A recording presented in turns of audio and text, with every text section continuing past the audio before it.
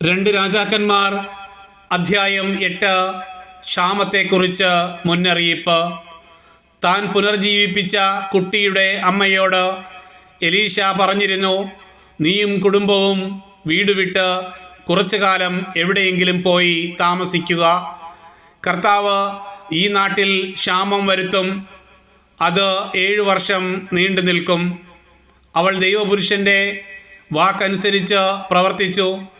അവളും കുടുംബവും ഫിലിസ്ത്യരുടെ നാട്ടിൽ പോയി 7 കൊല്ലം താമസിച്ചു. അതിനുശേഷം അവൾ മടങ്ങി വന്ന് രാജാവിനോട് തൻ്റെ വീടും ഭൂമിയും തിരികെ തരണമെന്ന് അപേക്ഷിച്ചു. എലീശ ചെയ്ത വൻ കാര്യങ്ങൾ അവൻ്റെ ഭൃത്യൻ ഗഹസിയോട് രാജാവ് ചോദിച്ചറിയുകയായിരുന്നു.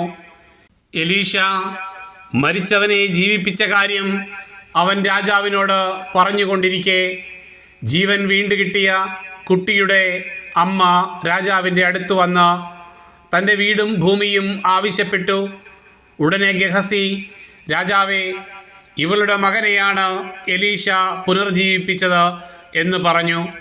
രാജാവ് ചോദിച്ചപ്പോൾ അവൾ വിവരം പറഞ്ഞു.